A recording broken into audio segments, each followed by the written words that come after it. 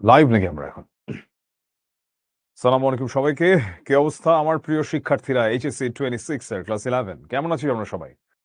ওয়ালাইকুম আসসালাম ওয়া রাহমাতুল্লাহি ওয়া বারাকাতুহু। আলহামদুলিল্লাহ আমি বেশ ভালো আছি। আমি দুঃখিত ১ম এই যে আমাদের শুরু করতে ৬ থেকে ৭ মিনিট একটু বিলম্ব হয়ে গেল। একটু লেট হয়ে গেল। আসলে ব্যাক টু ব্যাক ক্লাস ছিল। আবার মনে কর যে আমি নিজে একটু খুব পানির পিপাসা লাগছিল। তাই আগেই আমি তোদেরকে একটু বলে নিলাম যে আমরা একটু পানি-টানি খেয়ে তারপরে ক্লাসটা স্টার্ট করলাম। স্টার্ট করতে একটু ৫-৬ মিনিট লেগে গেল আরকি। ওয়ালাইকুম আসসালাম ওয়া রাহমাতুল্লাহি ওয়া বারাকাতুহু। আলহামদুলিল্লাহ আমি বেশ ভালো আছি। শীতের অবস্থা কেমন? কার জেলায় কি? ঢাকায় কিন্তু কোনো শীত নাই। দেখলে মনে হয় যে অনেক শীত। যদিও কোনো সূর্য আজকে দেখতে পাই নাই ঢাকায়। কিন্তু অনেক শীত। মনে হচ্ছে দেখে কিন্তু কোনো শীত নাই। কোনো শীত নাই। ঘোড়ার ডিম শীত ঢাকায়। আর নষ্ট ঢাকার ওয়েদারটা এটা। ফালতু অবস্থা ঢাকায়। খেজুরের গুড়ের দাওয়াত আমিনুর থ্যাংক ইউ। আমি ওইদিন খেজুরের গুড় না খেজুরের রস কিনলাম এক দোকান থেকে। কিন্তু সরি এটা ছিল নষ্ট। আমি খাইতে পারি নাই। জাস্ট টাকা দিয়ে কিনছি ১ লিটার খেজুরের রস। আমার ভয়েস নাকি মোটা মনে হচ্ছে। বলে কি? আমার ভয়েস তো এরকমই আমি আজীবনই তো দেখতেছি। চাঁদপুরেই সব শীত। আমার গ্রামের বাড়ি তো চাঁদপুর। ব্রাহ্মণবাড়িয়া নাকি অনেক শীত। আচ্ছা, জোস। আমার আজকের এই চ্যাপ্টারটা পড়াইতে যেয়ে মনে পড়ছে ঠিক ১ বছর আগের একটা স্টোরি। মানে ১ বছর আগের একটা এক্সপেরিয়েন্স। ১ বছর না আরেকটু আগে ১.৫ বছর আগে। না ১.৫ বছর হইব না। এরকমই ১ বছরের মতো হবে। আমি যশোর গিয়েছিলাম। মাইকেল মধুসূদন দত্তের বাড়ি দেখতে যশোরের সাগরদাঁড়িতে গিয়েছিলাম। তো সেই কপোতাক্ষ নদ আমি দেখতে চেয়েছি। ছোটবেলা থেকে আমি এত পড়েছি এটার কথা। "সতত হে নদ তুমি পড়ো মোর মনে, সতত তোমার কথা ভাবিয়ে বিরলে। যেমতি লোক নিশার স্বপনে শোনে মায়ামন্ত্র ধ্বনি, তব কলকলে জুড়াই কান আমি ভ্রান্তির ছলনে।" সে মাইকেল মধুসূদন দত্তের বাড়িতে যখন গেলাম, তখন আমার কাছে যেন নতুন করে মনে হলো যে, ও মা! এই সেই আমাদের মাইকেল মধুসূদন এখানেই তিনি থাকতেন। এত কিছু তিনি লিখে গেছেন। তো আজকে আমরা সেই মাইকেল মধুসূদন দত্তের একটা অপূর্ব সুন্দর একটা কবিতা আমরা পড়াবো। যেটা মেঘনাদ বধ কাব্যের অংশ। বিভীষণের প্রতি মেঘনাদ। আর তোরা অনেকেই হয়তোবা এই কথাটা শুনে থাকতে পারিস অনেকের মুখে। মুরুব্বি মানুষের অনেক সময় বলে যে, "ঘরের শত্রু বিভীষণ।" মানে যে হচ্ছে ঘরের লোক, সেই আল্টিমেটলি ঘরে একটা খারাপ কোনো কিছু ঢুকাইলো। সেটা হইতে পারে একটা মামলা, সেটা হতে পারে একটা ভেজাল যেকোনো কোনো কিছু। তো আমরা এটা নিয়েই হচ্ছে আজকে একটু কথা বলব। আর এই কবিতাটা অত্যন্ত দাঁত ভাঙা বাংলায় লেখা, যেটা ১ম কথা। এটা পড়ে কিছুই বোঝা যায় না নিজে বুঝতে গেলে। মনে হয় যে এটা কি লিখেছে আগামাথা এটা কিছুই বুঝতাছি না। এটা কি বলছে? এটা আসলে বোঝা যায় সবই। এটার পেছনে কিছু ব্যাকগ্রাউন্ড আছে। আর এটা যেই ধরনের বাংলা ব্যবহার করে মাইকেল মধুসূদন দত্ত লিখেছেন, সেটা একটু কঠিন মনে হয়। কিন্তু আমি আজকে চ্যালেঞ্জ দিয়ে বলতে পারি তোদেরকে, তোরা যারা এই মুহূর্তে ক্লাসে আছিস, যদি ১ম থেকে শেষ মুহূর্ত পর্যন্ত থাকিস, আমি যেমনভাবে আজকে কবিতাটা পড়াবো তোর কাছে অনেক ভালো লাগবে এবং আজীবন মনে থাকবে এটাতে কি বোঝানো হয়েছে। আচ্ছা অনেকেই লিখছে ভোলায় বৃষ্টি হচ্ছে। হ্যাঁ, আজকে আমার একটা বরিশালের কয়েকটা স্টুডেন্টও বলছিল যে বরিশালে বেশ বৃষ্টি হচ্ছে। ছোঁয়া বলল এত কিছুই জানি না আজকে একটা গান শুনে গেল। আচ্ছা আগে ক্লাস শেষ করি, তারপর যদি সময় থাকে এরপরে। রিমি ব্যাপারী এক কথাটা অনেকবার লিখে ফেলা হচ্ছে কিন্তু এই যে রাবণের ভাই বিভীষণ এটা আমরা করব না। এক জিনিস আমরা এভাবে লিখব না, এটাকে বলে স্প্যাম করা। এই কাজটা আমরা করব না। ঠিক আছে? এটা কিন্তু একটা অভদ্রতা ডিজিটাল। আচ্ছা ঠিক আছে। আমরা হচ্ছি এখন চলে যাচ্ছি আমাদের ক্লাসে আ শুরুতে। সো আমি যেটা বলি সবসময় ক্লাসের ফার্স্ট এর রুলস অ্যান্ড রেগুলেশনস ঝটপট একটা খাতা কলম নিয়ে বসে পড়ো। আর ৮-১০ টা অফলাইন ক্লাস তুমি যেভাবে পূর্ণ মনোযোগের সাথে করো, সেভাবেই তুমি করবা। এবং আজকের কবিতাটায় তুমি অনেক unknown স্টোরি পাবা যেগুলো তুমি আগে জানতা না এবং অনেক নতুন শব্দ জানতে পারবা যেগুলো তুমি আগে জানতে পারো নাই। সো এগুলো তুমি নোট ডাউন করবা এবং আমি চ্যালেঞ্জ দিয়ে বলছি আজীবন ইনশাআল্লাহ মনে থাকবে আজকে যে ক্লাসটা আমরা নিব। বিভীষণের প্রতি Meghnad. Let's start the journey. চ্যাটটা অফ করে দিচ্ছি। আমরা চলে যাচ্ছি ক্লাসে। আমি একটু পরপর সময় দিব প্রশ্ন করার। তখন আমরা প্রশ্ন নিব। বিভীষণের প্রতি মেঘনাদ পড়ানোর আগে আজকে আমরা কি পড়বো সেগুলো নিয়ে তো আমরা জানবো। তার আগে একটু ছোট করে জানবো মাইকেল মধুসূদন দত্তকে নিয়ে। মাইকেল মধুসূদন দত্ত জন্মেছিলেন ১৮২৪ খ্রিস্টাব্দের ২৫শে জানুয়ারি, যে যশোর জেলা নিয়ে বলছিলাম, যেখানে আমি গত বছর গেলাম। উনার সেই সাগরদাড়ি গ্রামে মাইকেল মধুসূদন দত্তের বাড়িতে সেখানে। তার বাবা ছিলেন রাজনারায়ণ দত্ত, মা ছিলেন জাহ্নবী দেবী। এগুলো কি কখনো এমসিকিউ তে আসে? না, এগুলো কোনদিন এমসিকিউ তে আসে না। তিনি ইংরেজি সাহিত্যের প্রতি এতটাই অনুরাগী ছিলেন, ইংরেজি সাহিত্য, ইংরেজি সংস্কৃতির প্রতি, যে তিনি পরবর্তীতে খ্রিস্ট ধর্ম গ্রহণ করেন। কলকাতার যেই চার্চটাতে যেখানে তিনি খ্রিস্ট ধর্ম গ্রহণ করেছেন, ওই জায়গাটাতে আমার যাওয়া হয়েছে। সো ১৮৪৩ সালে তিনি তার এই মধুসূদন দত্ত নামটার আগে মাইকেল এড করেন। জেনে থাকবি বলে মনে হয় আমার। তারপরেও আমি বলছি, মাইকেল মধুসূদন দত্ত যথেষ্ট রিচ একটা ফ্যামিলি থেকে বিলং করত। বেশ ধনী একটা পরিবার থেকে। তার বাবা ১ম এ ভেবেছে যে এই কাজটা করছে মিশনারিজরা। যে উনাকে জোর করে খ্রিস্টান বানাইছে। খ্রিষ্ট ধর্মে দীক্ষিত করছে। তো রীতিমতো সে ধরো মানে মিশনারিদের মারধর করতে যাবে এরকম একটা অবস্থা নিয়ে। তো পরবর্তীতে সে যখন জানতে পারে যে না, তার ছেলে নিজ উদ্যোগে নিজ দায়িত্বে সে ইংরেজি সাহিত্যের প্রতি এতটাই অনুরাগী ছিল, ইংরেজি সংস্কৃতির প্রতি, যে সে তাদের ধর্মে দীক্ষিত হয়ে যায়। এটা অসম্ভবভাবে মর্মাহত করে মাইকেল মধুসূদন দত্তের বাবা রাজনারায়ণ দত্তকে, যিনি ছিলেন পেশায় একজন অ্যাডভোকেট। ওই সময়ের একজন অ্যাডভোকেট, বোঝাই যাচ্ছেন। তো অত্যন্ত মর্মাহত হন তিনি। এবং আস্তে, আস্তে ছেলের সঙ্গে তিনি সম্পর্ক ছেদ করেন বলা যায়। এবং মাইকেল মধুসূদন দত্তের শেষ জীবনে মানে আসলে ভাবলে একটু অবাক হয়ে যাই না? মাইকেল মধুসূদন দত্তের মৃত্যুটা কেমন হয়েছিল? সো মাইকেল মধুসূদন দত্ত শেষে জীবনে ঋণে, কষ্টে, টাকার কষ্টে জর্জরিত। অনেকটা স্বামীকে ফাঁকি দিয়েই, মানে উনার মা, উনার বাবাকে ফাঁকি দিয়েই ছেলেকে কিছু, কিছু টাকা দিত। আ ঈশ্বরচন্দ্র বিদ্যাসাগর অনেক হেল্প করেছে তাকে ফাইন্যান্সিয়ালি। আরো নানা রকম কিছু তার গিয়েছে। ১৮৭৩ খ্রিস্টাব্দের ২৯শে জুন অনেকটা বিনা চিকিৎসাতে ধুঁকতে, ধুঁকতে কলকাতা হসপিটালের বেডে, কলকাতা মেডিকেল কলেজের বেডে মৃত্যুবরণ করেন এই প্রবাদ প্রতিম মাইকেল মধুসূদন দত্ত। এবং ওই যে বললাম, ঋণে জর্জরিত ছিল তার জীবন। মানে পাওনাদারদের, মানে আ সবকিছু মিলিয়ে একটা এবং মানে কেমন একটা অবস্থা ছিল তার।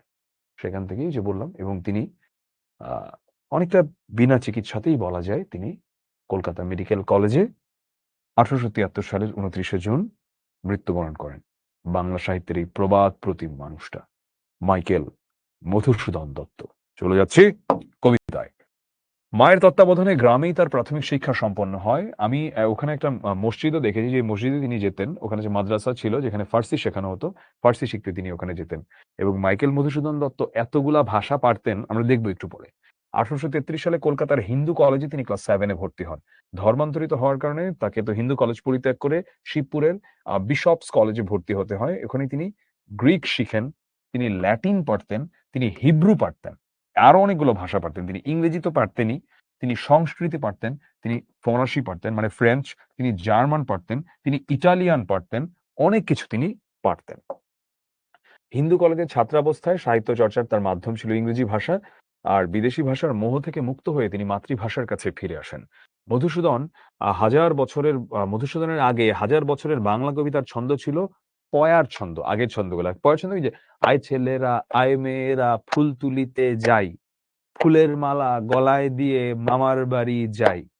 উনি এসে বললেন, "সতত হে নথ তুমি পড়ো মোর মনে, সতত তোমার কথা ভাবিয়ে বিরলে। যে মতি লোক নিশার স্বপনে শুনে মায়া মন্ত্রধ্বনি, তব কলকলে জুড়াইয়ে কান আমি ভ্রান্তির ছলনে। আর কি হে হবে দেখা, যতদিন যাবে প্রজারূপে রাজরূপ সাগরেরে দিতে বাড়িরূপ কর তুমি।" এই যে বললেন, একটা ভিন্ন ছন্দ নিয়ে আসলো, যে মাইকেল মধুসূদন দত্ত কি নিয়ে আসলো? এরকম কবিতা তো আমরা শুনি নাই এর আগে। এটা কেমন কবিতা? এটা কেমন লেখা? এই হচ্ছে মধুসূদন। এই হচ্ছে নতুনত্ব। মধুসূদন বাংলা সাহিত্যে যদি আমি বলে থাকি সর্বকালের সর্বশ্রেষ্ঠ কবি। এটা আমার কাছে মনে হয় ব্যক্তিগতভাবে। মধুসূদন একজনই। তো মধুসূদন যখন লিখেছেন বা মধুসূদন যখন বলেছেন এই কথাগুলো, এই পয়ার ছন্দ যেটা হাজার বছরের বাঙালির আমরা আগে দেখতে পাচ্ছি। যখন মধুসূদন নিয়ে আসলেন এখানে অমিত্রাক্ষর ছন্দ নিয়ে আসলেন। আর মধুসূদনের যেই ভূমিকাটা আমরা বাংলা সাহিত্যে সবার ১ম এ দেখতে পাই, তিনি হচ্ছেন বাংলা ভাষায় ১ম সনেটের প্রবর্তক। সনেট, যেখানে আমরা দেখি যে ১৪ টা অক্ষর থাকে এবং সেখানে আমরা দেখতে পাই যে ১৪ টা লাইন থাকে কবিতার মধ্যে। তো সনেট ১ম পৃথিবীতে লিখেছিলেন ইতালির পেত্রার্ক নামে একজন কবি। বাংলা ভাষায় ১ম এটাকে লিখেন মধুসূদন দত্ত। পরে অনেকেই লিখেছেন, কিন্তু মধুসূদন দত্ত সবার ১ম এটা বাংলা ভাষায় লিখেছিলেন। আর বাংলার এই পয়ারের যে প্রথাটা, এই যে বললাম যে ধর বাঁশবাগানের মাথার উপর চাঁদ উঠেছে ওই, মাগো আমার শোলক বলা কাজলা দিদি কই, এই ধরনের, আমি তো বললাম যে ওটা তিনি ভেঙে দিলেন। আর কি হে হবে দেখা, যতদিন যাবে প্রজারূপে রাজরূপ সাগর এনে দিতে বাড়িরূপ কর তুমি। উনি একটা ভিন্ন কিছু নিয়ে আসলেন। একদম চোখ ধাঁধানো ব্যাপার। অমিত্রাক্ষর ছন্দ তিনি আনলেন। আর সনেটের প্রবর্তক তো তাকে বললামই। আর তিনি অন্যতম শ্রেষ্ঠ নাট্যকার। এটাও আমরা অনেকেই হয়তোবা জানি না। এবারে আমরা দেখি তার কিছু সাহিত্যকর্মের কথা। তার কাব্যর কথা বললে মেঘনাদ বধ কাব্য তো আসেই। আমরা আজকে যেটা পড়ব বিভীষণের প্রতি মেঘনাদ, এটারই একটা অংশ। ব্রজাঙ্গনা কাব্য, বীরাঙ্গনা কাব্য, চতুর্দশপদী, কবিতাবলী, আধুনিক নাটক শর্মিষ্ঠা, পদ্মাবতী, কৃষ্ণকুমারী, আর প্রহসন রয়েছে একেই কি বলে সভ্যতা, বুড় শালিকের ঘাড়ে রোঁ। প্রহসন বিষয়টা কি? প্রহসনটা হচ্ছে হাস্যরসাত্মক একটা স্টাইলে লেখা। মানে ফানি ওয়েতে লেখা হয়। এটা কি হচ্ছে প্রহসন। আচ্ছা, এবারে আমরা আসছি কবিতা পাঠে। আমি আবার বলছি, আমরা একদম খুব মানে সুন্দর করে এখন মনোযোগের সাথে আমরা বসবো। আমরা এখন এক গাদা অপরিচিত শব্দ পাবো এবং আমরা এক গাদা কাহিনী পাবো যেগুলো আমরা আগে কখনো শুনি নাই। এখানে আমরা কিছু একটু বলে নেওয়া ভালো। এখানে আমরা মূলত ২ টা পক্ষকে নিয়ে কথা বলতে দেখব। ঠিক আছে? ২ টা পক্ষকে নিয়ে কথা বলতে দেখব। একটা হচ্ছে আমরা দেখব এখানে রাবণের সাইডকে নিয়ে, আরেকটা আমরা দেখব রাম, লক্ষ্মণ এদের সাইডকে নিয়ে আমরা কথা বলতে দেখব।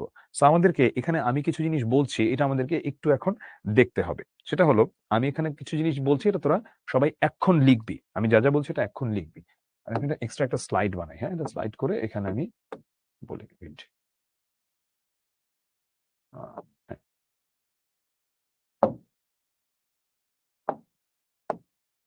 হ্যাঁ, সেটা হলো আমাদেরকে আমরা এখানে দেখব যে রাবণ, রাবণের ছেলে হচ্ছে মেঘনাদ। যে মেঘনাদকে নিয়ে আমাদের এত কাহিনী, সেই মেঘনাদ কার ছেলে? সেই মেঘনাদ হচ্ছে রাবণের ছেলে। তাহলে আমি যদি মেঘনাদ কার থেকে এসেছে? রাবণ থেকে এসেছে। রাবণের একটা ভাইকে আমরা দেখতে পাই এখানে, যার সঙ্গে এত কথা হয়। সেই রাবণের ভাইটাকে? রাবণের ভাইটা হচ্ছে বিভীষণ। রাবণের আরো একটা ভাই আছে। সেই ভাইটাকে? সেই ভাইটা হচ্ছে কুম্ভকর্ণ। রাবণের আরো একটা ভাই আছে, সেই ভাইটার নাম কি? সেই ভাইটার নাম হচ্ছে কুম্ভকর্ণ। তাহলে আমরা দেখতে পেলাম এখানে যে রাবণ, বিভীষণ আর কুম্ভকর্ণ ওরা হচ্ছে ৩ ভাই, তাই তো?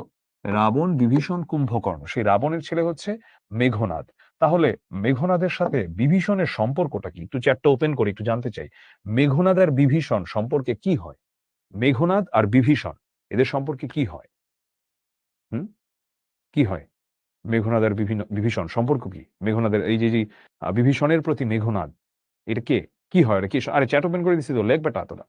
বিভীষণের চাচা ভাতিজা। এক্সাক্টলি। ওরা হচ্ছে চাচা ভাতিজা। বাবা ছেলে হবে কেন? বাবা কি এখানে? বাবা তো হচ্ছে রাবণ। রাবণের ছেলে হচ্ছে মেঘনাদ। আর মেঘনাদের বিভীষণ কি? চাচা ভাতিজা। ঠিক আছে। চ্যাটটা অফ করে দিচ্ছি আমরা আবার।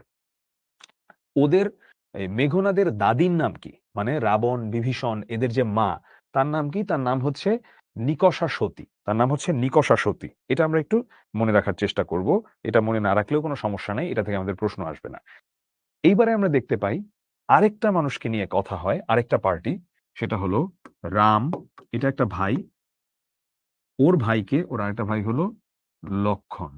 বাই দ্য ওয়ে রাম আর লক্ষ্মণ কিন্তু আপন ভাই না, এরা হচ্ছে সৎ ভাই। ঠিক আছে? রাম আর হলো গিয়ে লক্ষ্মণ। এখন রাম হচ্ছে বড় ভাই, ও হচ্ছে বড়, আর লক্ষ্মণ হচ্ছে ছোট ভাই। ঠিক আছে? লক্ষ্মণ হচ্ছে ছোট ভাই। এবং ওদের মাকে আমাদের এটাও একটু দেখতে হবে যে রাম এবং লক্ষ্মণের মায়ের নাম হলো গিয়ে সুমিত্রা। রাম এবং লক্ষ্মণের মায়ের নাম কি? তাদের মায়ের নাম হচ্ছে সুমিত্রা।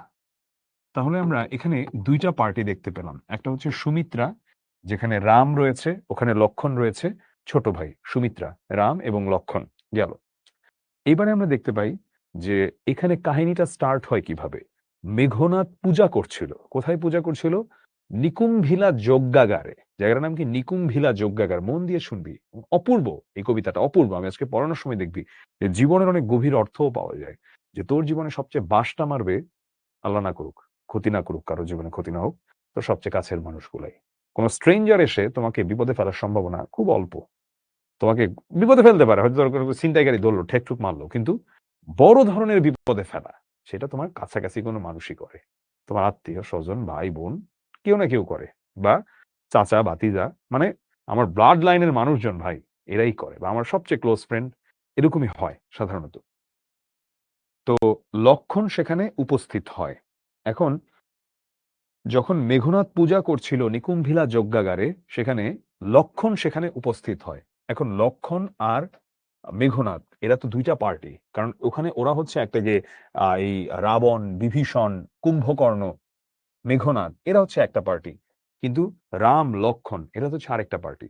তো যখন নিকুম্ভিলা যজ্ঞাগারে মেঘনাদ পূজা করছিল, সেখানে কার উপস্থিতি আসে? সেখানে উপস্থিতি হয় আমাদের এই আ লক্ষণের। এবং এখানে নিমক হারামের মতো কাজ করে বা এখানে বিট্রেটা করে কে বা এই আকামটা ঘটায় কে? এটা ঘটায় হচ্ছে ওর চাচা বিভীষণ। আমরা সেটা নিয়ে এখন কথা বলব। এখন আ লক্ষণ কেন খারাপ? লক্ষণ হচ্ছে একটা খুবই খারাপ, একটা দুরাচারী, একটা দৈত্য। ঠিক আছে?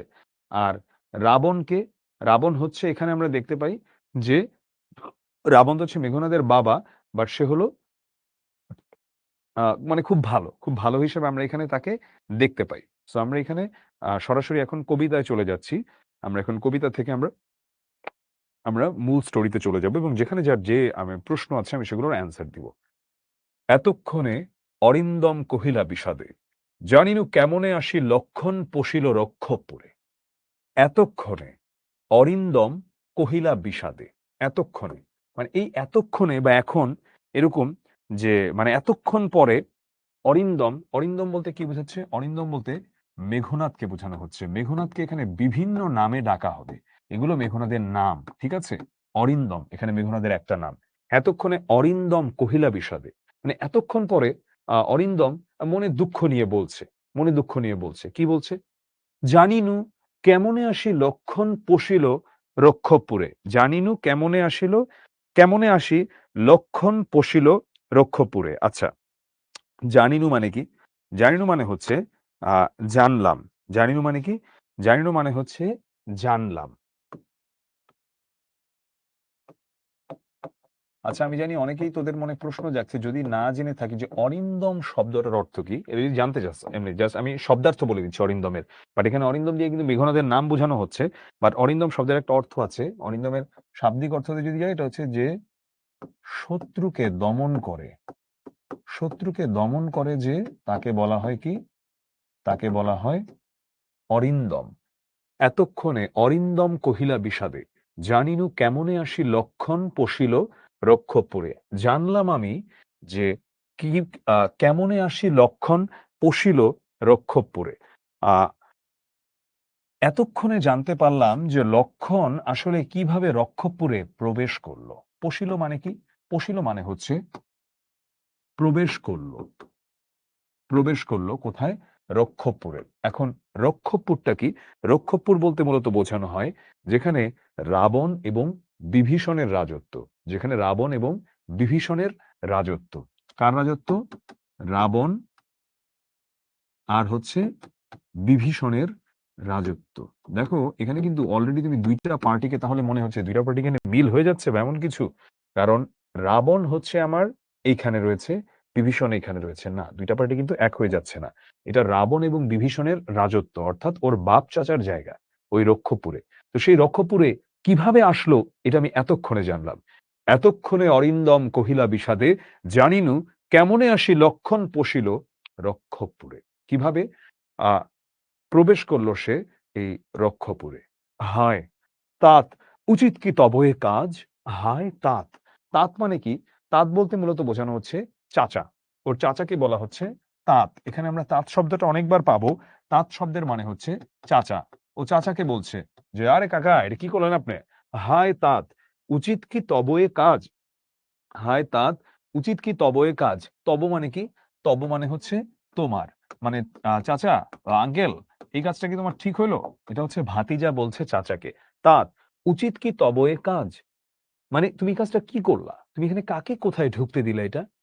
এখন ও চাচার পরিচয় দিচ্ছে। ধরো আমি যদি তোমাকে বলি যে, "আরে তুই কিভাবে এই কাজটা করতে পারলি? তুই শিখতে পড়ছিস এবং তুই এত ভালো একটা স্টুডেন্ট। তুই মানে এত অসাধারণ একটা পরিবার থেকে বিলং করিস। তুই কিভাবে এই কাজটা করতে পারলি?" তখন তার এখানে যেমন একেকটা দিচ্ছে, একটা তার বর্ণনা দিচ্ছে। তখন বলছেন যে, আ "নিকষা সতী তোমার জননী।" ওদের মায়ের নাম হচ্ছে নিকষা সতী। সুমিত্রা হচ্ছে এদের মায়ের নাম। বাট আমি একটু লিখে দেই। ওদের মায়ের নাম কি? ওদের মায়ের নাম হচ্ছে নিকষা সতী। নিকষা সতী তোমার জননী সহোদর রক্ষশ্রেষ্ঠ। সহোদর রক্ষশ্রেষ্ঠ। কেন রক্ষশ্রেষ্ঠ বলতে কি বোঝানো হচ্ছে? সহোদর রক্ষশ্রেষ্ঠ। রক্ষশ্রেষ্ঠ হচ্ছে রাবণের আরেক নাম। রাবণের আরেক নাম। মানে বলছে আরে নিকষা সতীর পোলা তুমি, তুমি রক্ষশ্রেষ্ঠর ভাই মানে তুমি রাবণের ভাই। তুমি কেমনে এই কাজটা করলা? আচ্ছা, এই যে সহোদর রক্ষশ্রেষ্ঠ, রাবণের কথা বলেছে। রাবণের আরেকটা নাম হচ্ছে রক্ষশ্রেষ্ঠ। এই যে রাবণ এবং বিভীষণ এই ২ জনের কথা কিন্তু বলা হচ্ছে। বিভীষণ ওর চাচা, রাবণ হচ্ছে ওর বাবা। মানে ওর বাবার কথা বলছে। নিকষা সতী তোমার জননী সহোদর রক্ষশ্রেষ্ঠ। পরে বলছে শুলি শম্ভুনিভ কুম্ভকর্ণ। কুম্ভকর্ণকে? কুম্ভকর্ণ হচ্ছে ওর আরো একটা ভাই। মানে মোট কথা ওর ভাইদের বর্ণনা দিচ্ছে, ওর মায়ের বর্ণনা দিচ্ছে। যে আরে তুমি হচ্ছ নিকষা সতীর আ সন্তান হচ্ছ তুমি। নিকষা সতীর মতো মহিলা তোমার মা। সহোদর মানে ভাই। তোমার ভাই হচ্ছে রাবণের মতো মানুষ। শুলি শম্ভুনিভ কুম্ভকর্ণ। শুলি শম্ভুনিভ কুম্ভকর্ণ মানে কি? শুলি শম্ভুনিভের যদি আমি শব্দের অর্থে আসি, শুলি শম্ভুনিভ মানে হচ্ছে ত্রিশূলের দেবতা। সো কুম্ভকর্ণ হচ্ছে ত্রিশূলের দেবতা হিসেবে তাকে এখানে বলা হচ্ছে। শুলি শম্ভুনিভ ত্রিশূলের দেবতা।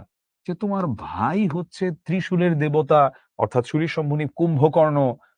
তোমার মা হচ্ছে নিকষা সতী, তোমার ভাই হচ্ছে আরেকটা ভাই হচ্ছে রাবণ এবং তোমার ভ্রাতুপুত্র মানে কি? ভ্রাতুপুত্র মানে হচ্ছে ভাতিজা বা ভাইয়ের ছেলে বাসব বিজয়ী। বাসব বিজয়ী মানে কি? বাসব বিজয়ের মানে হচ্ছে দেবতাদের রাজা ইন্দ্রকে জয় করেছে। বাসব বিজয়ী মানেটা কি আসলে? বাসব শব্দের অর্থ কি? বাসব শব্দের অর্থ হচ্ছে যে দেবতাদের যে আবার রাজা ইন্দ্র তাকে পর্যন্ত জয় করেছে কে? তাকে পর্যন্ত জয় করেছে আমাদের এই মেঘনাদ। সেই দেবতাদের রাজা ইন্দ্রকে জয় করেছে। মেঘনাদের আরো একটা নাম আমরা পাই। মেঘনাদের আরো একটা নাম রয়েছে ওই পৌরাণিক কাহিনীতে। সেই নামটা হলো গিয়ে ইন্দ্রজিৎ। কারণ হচ্ছে সে দেবতাদের রাজা ইন্দ্র, সেই ইন্দ্রকেও সে জয় করেছে। বাসব মানে কি? দেবতাদের রাজা ইন্দ্র। বিজয়ী মানে কি? তাকে জয় করেছে। অর্থাৎ দেবতাদের রাজা ইন্দ্রকেও জয় করেছে তোমার ভাতিজা। তুমি কিভাবে এই কাজটা করলা? আরে ভাই তোমার মা হচ্ছে নিকষা সতী। তোমার এক ভাই রক্ষশ্রেষ্ঠ রাবণ, তোমার আরেক ভাই হচ্ছে ত্রিশূলের দেবতা কুম্ভকর্ণ। তোমার ভাতিজা হচ্ছে ইন্দ্রকে পর্যন্ত জয় করে ফেলছে। আর তুমি কি করলা এটা? চাচা, চাচাকে এই কথা বলছে। কে বলছে? বলছে তারই ভাতিজা যে হচ্ছে মেঘনাদ। নিজ গৃহপথ তাত দেখাও তস্করে। নিজ গৃহপথ তাত দেখাও তস্করে। আচ্ছা, নিজ গৃহপথ মানে কি? নিজের ঘরের যে পথ, তাত মানে তো চাচা। এটা তুমি দেখাও তস্করে, এটা তুমি তস্করকে দেখাচ্ছ। তস্কর মানে কি? তস্কর শব্দের অর্থ হচ্ছে চোর। তুমি ওই লক্ষণের মতো একটা চোর রে, ওর মতো একটা চোর বাটপারকে তুমি নিজের ঘরের পথ দেখাচ্ছ। চণ্ডালে বসাওয়ানি রাজার আলোয়। চণ্ডাল মানে কি? চণ্ডাল শব্দের অর্থ হচ্ছে খুবই নিচু শ্রেণীর লোক। চণ্ডাল মানে হচ্ছে খুবই নিচু শ্রেণীর লোক। নিচু শ্রেণীর লোক। একে কি বলা হয়? একে বলা হয় চণ্ডাল। চণ্ডালে বসাও মানে তুমি এরকম নিচু শ্রেণীর লোককে এসে এনে বসাও রাজার আলোয়। মানে রাজার ঘরে তুমি এরকম নিচু মানের লোকজনকে তুমি এনে বসাচ্ছ। এটা তুমি কি করছো? হ্যাঁ, এটা তুমি কি করছো? রাজার আলোয় বলতে এখানে তুমি এটাও বলতে পারো যে রাজ সিংহাসনে বসানো, বা এমনটাও তুমি বলতে পারো যে রাজার আলোয়। মানে মোট কথা তুমি বোঝাচ্ছে যে ভাই তুমি এত এলিট, তুমি এত অ্যারিস্টোক্রেট, তুমি কিভাবে ওর মতো একটা চোর বাটপারে এনে তুমি হচ্ছে এখানে তুমি মানে বসাইলা এটা? এটা তুমি কিভাবে এই কাজটা তুমি করলা? চণ্ডালে বসাওয়ানি রাজার আলয়ে কিন্তু নাহি গঞ্জ তোমা। কিন্তু নাহি গঞ্জি তোমা মানে কি? কিন্তু আচ্ছা নাহি মানে ঠিক আছে করছে না। গঞ্জি তোমা। গঞ্জি মানে কি? গঞ্জি মানে হচ্ছে গঞ্জনা দেওয়া কিংবা অভিযোগ দেওয়া বা তিরস্কার করা। এটাকে বলা হচ্ছে কি? এটাকে বলা হচ্ছে যে নাহি গঞ্জি তোমা। তিরস্কার করা বা ভর্ৎসনা করা এমন। আচ্ছা আমি গঞ্জির অর্থটা আমি লিখে দিচ্ছি, অনেকে ভুলে যেতে পারে। এটার মানে হচ্ছে তিরস্কার, গঞ্জি। কিন্তু সরি। কিন্তু নাহি গঞ্জি তোমা। কিন্তু নাহি গঞ্জি তোমা। কিন্তু না আমি তোমাকে কোনো তিরস্কার করব না। কেন তিরস্কার করব না? কারণ মেঘনাদ ছিল খুবই বিনয়ী একজন মানুষ এবং বড়দেরকে অত্যন্ত শ্রদ্ধা করত এবং সম্মান করত।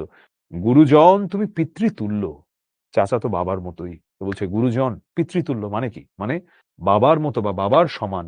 গুরুজন তুমি পিতৃতুল্য। ছাড়োদার যাব অস্ত্রাগারে। বলছে ছাড়োদার। কারণ সেই নিকুম্ভিলা যজ্ঞাগারের সামনে দেখা যাচ্ছে ওখানে তিনি দাঁড়িয়ে আছেন। এসে ওই দরজা আটকে তিনি দাঁড়িয়ে আছেন। কে দাঁড়িয়ে আছেন? ওর চাচা বিভীষণ। তখন বলছে তুমি দরজা ছাড়ো। আমি অস্ত্রাগারে যাব। এখন তোর কাছে মনে হতে পারে যে অস্ত্রাগারে কেন যাবে? আচ্ছা, এটার কাহিনী আসছে। ছাড়ো দ্বার যাব অস্ত্রাগারে। দ্বার মানে কি? দ্বার মানে তো দরজা।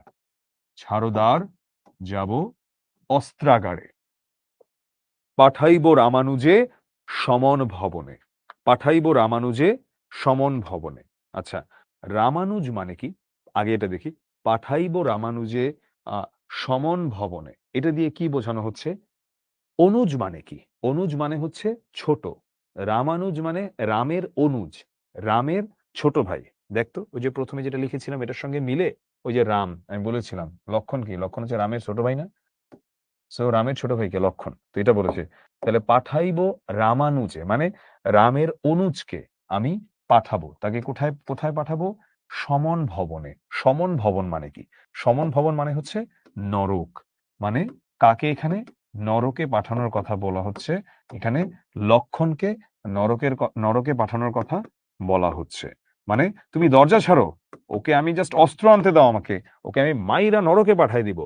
লঙ্কার কলঙ্ক আজি ভঞ্জিব আহবে। লঙ্কার কলঙ্ক। লঙ্কা কলঙ্কিত হয়েছে। কেন কলঙ্কিত হয়েছে? ওর মতো একটা বাজে মানুষের পদচারণায় লঙ্কা কলঙ্কিত হয়েছে। সেটা আমি কি বললাম? আজি ভঞ্জিব আহবে। আচ্ছা, ভঞ্জিব আহবে মানে কি বোঝায়? এখানে আমাদের একটু দেখতে হবে যে ভঞ্জিব শব্দের অর্থ কি? ভঞ্জিব শব্দের অর্থ হচ্ছে দূর করব। ভঞ্জিব শব্দের মানে কি? দূর করব। আহবে মানে কি? আহবে মানে হচ্ছে আ যুদ্ধের মধ্য দিয়ে। ভঞ্জিব আহবে সেটা হচ্ছে আ যুদ্ধের মধ্য দিয়ে আমি হচ্ছে এটাকে কি করব? আমি হচ্ছে এটাকে দূর করব। আ লঙ্কার কলঙ্ক আজি ভঞ্জিব আহবে। মানে লঙ্কার যে কলঙ্ক বা যে খারাপ যা কিছু ঘটেছে, এই যে দূষিত হয়ে গেল, কলুষিত হয়ে গেল, সেটা যে আমি দূর করব ভঞ্জিব আহবে। মানে যুদ্ধের মধ্য দিয়ে। তো রাক্ষসদের যে নিয়ম, সেই নিয়মানুযায়ী লঙ্কা হচ্ছে রাবণের রাজ্য। লঙ্কাটা কার? লঙ্কাটা হচ্ছে রাবণের রাজ্য। আমরা দেখতে পাই সেই লঙ্কাকে দূষিত করেছে লক্ষণের অনুপ্রবেশ। লক্ষণ সেখানে ঢুকেছে বলে সেটা দূষিত হয়েছে। এটা কার? এটা হচ্ছে রাবণের রাজ্য। তো মেঘনাদ লক্ষণের সাথে যুদ্ধ করার মধ্য দিয়ে লঙ্কাকে পবিত্র করবে। এটাই আমরা দেখতে পাই এখানে। আচ্ছা, এখানে একটা বিষয় তোমাদেরকে আমি দেখাই যে, আমরা এখানে বলছে যে, গুরুজন ছাড়োদার যাব অস্ত্রাগারে, পাঠাইব রামানুজের সমন ভবনে, লঙ্কার কলঙ্ক আজি ভঞ্জিব আহবে। একটু চ্যাটটা ওপেন করি। তোমাদের কাছে জানতে চাই। এই যে আমরা হ্যাঁ, চ্যাটটা ওপেন করে দাও একটু ফাহিম। ফাহিম, চ্যাটটা ওপেন করো, চ্যাটটা ওপেন করো। সো তোমরা একটু কমেন্ট করো যে, আ এতক্ষণ পর্যন্ত যেভাবে পড়াচ্ছি ঠিকঠাক আগাচ্ছে কিনা? হ্যাঁ, ঠিকঠাক আছে কিনা?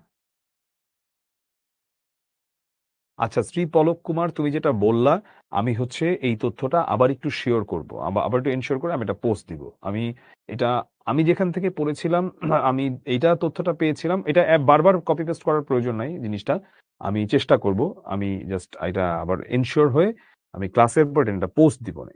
তুমি যেটা বললা দশরথ নিয়ে। ঠিক আছে। আচ্ছা। হ্যাঁ, ঠিক আছে। ওকে, চ্যাটটা পজ করে দিচ্ছি আমরা। হুম। এবারে আমরা যাচ্ছি পরের অংশে। উত্তরীলা বিভীষণ। দেখো এতক্ষণ কিন্তু আমরা পুরোটা দেখলাম মেঘনাদের পক্ষ থেকে কথা। মেঘনাদ কথা বলছে। ওর চাচা কিন্তু কোনো রিপ্লাই দেয় নাই এখনো। মেঘনাদ কিন্তু একের পর এক কথা বলে যাচ্ছে। এই ১ম উত্তরীলা মানে উত্তর দিল। মানে উত্তর দিল। কে?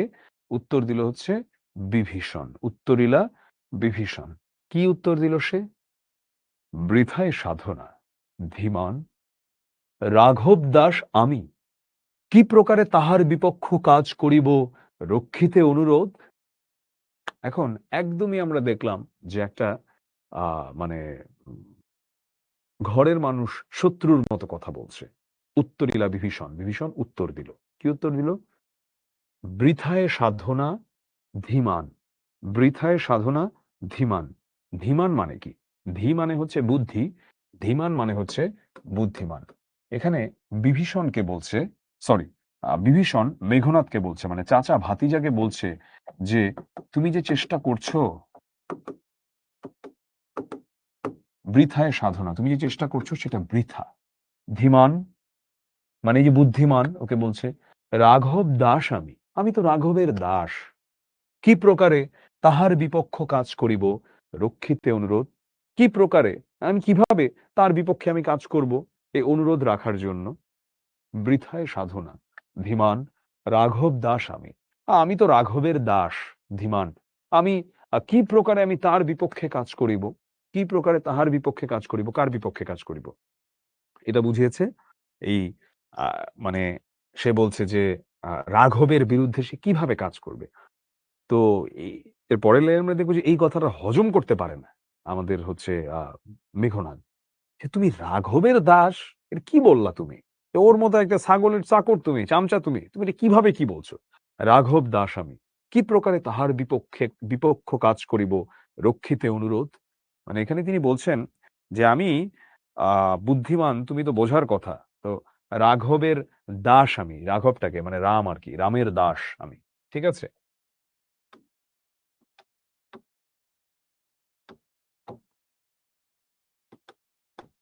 রামের দাস আমি, রাঘব দাস আমি। কি প্রকারে তাহার বিপক্ষ কাজ করিব, তার বিরুদ্ধে আমি কিভাবে কাজ করব? রক্ষিতে অনুরোধ, মানে এটা আমি কিভাবে, তোমার এই অনুরোধই বা আমি রক্ষা করব? তোমার অনুরোধটা আমি কিভাবে রাখতে আমি তার বিপক্ষে আমি কাজ করব? উত্তরিলা কাতরে রাবণী। মানে রীতিমতো কাতর হয়ে উত্তর করলো বা স্তব্ধ হয়ে গেল রাবণী। রাবণীকে, রাবণী হচ্ছে মেঘনাদের আরো একটা নাম। আমি কিন্তু বলেছি যে মেঘনাদের অনেকগুলো নাম আমরা এখানে দেখতে পাবো। তার মধ্যে একটা হচ্ছে এখানে আসলো রাবণী। উত্তরিলা কাতরে রাবণী। হে পিতৃব্য, তব বাক্যে ইচ্ছি মরিবারে, রাঘবের দাস তুমি। মানে এখন ধরো তুমি দিবো যে চাচা, এই তুমি কি বললা? তোমার এটা শুনে তো আমার মরে যেতে ইচ্ছা করতেছে। তুমি রাঘবের দাস? মিয়া তুমি কি আসলে? এরকম সে বলছে হে পিতৃব্য, হে পিতৃব্য। এখানে বলছে যে আহ আহ হে পিতৃব্য, মানে পিতৃব্য মানে হচ্ছে পিতার সমতুল্য। পিতার সমতুল্য। পিতার সমতুল্য।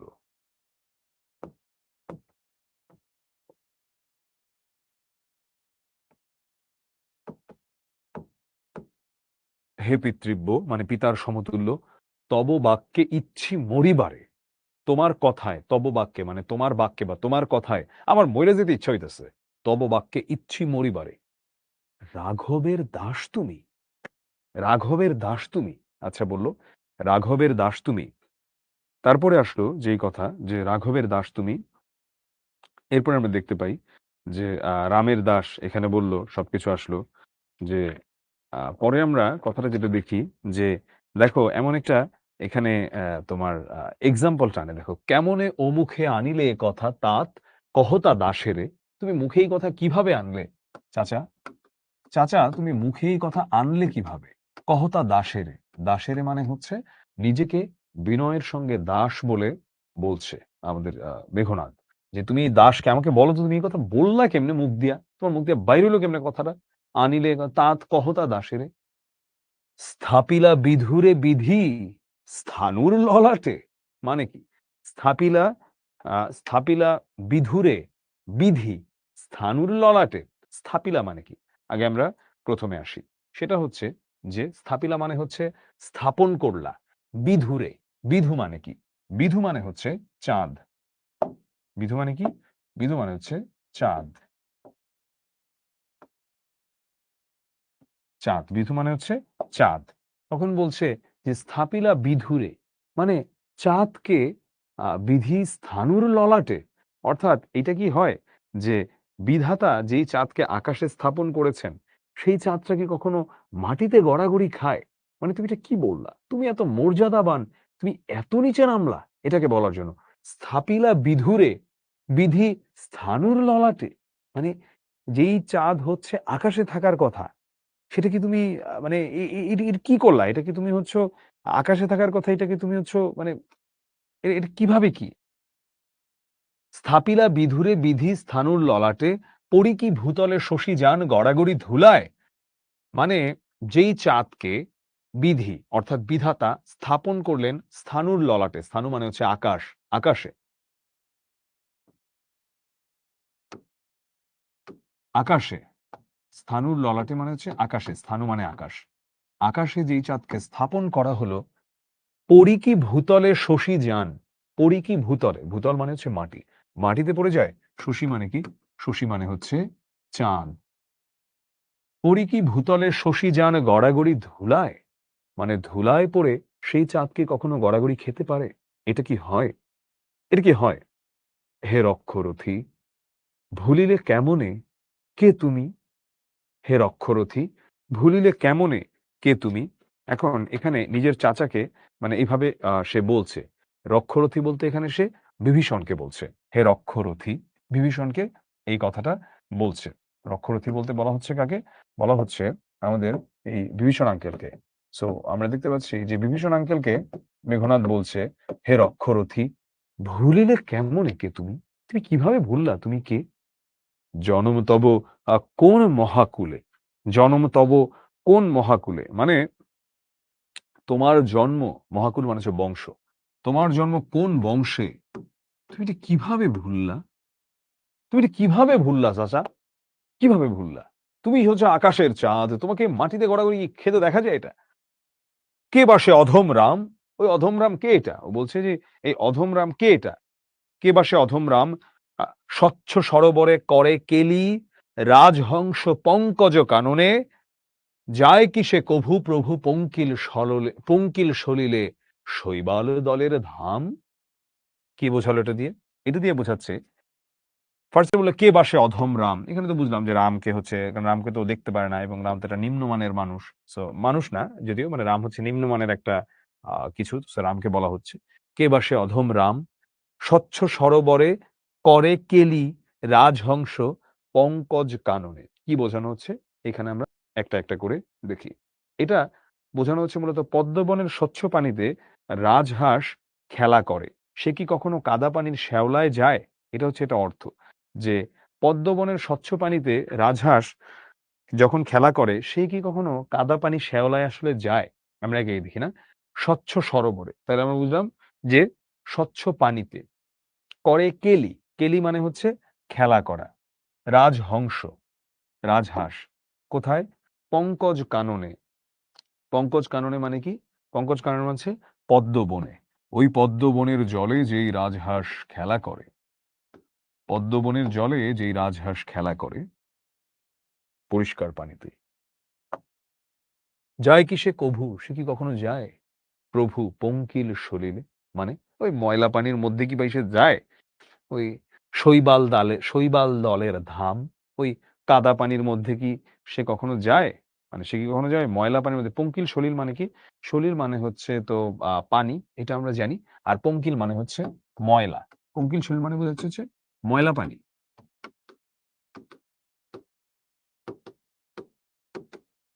ময়লা পানি। যায় কি সে কভু প্রভু পঙ্কিল সলিলে শৈবাল দলের ধাম। আচ্ছা, শৈবাল দলের ধাম।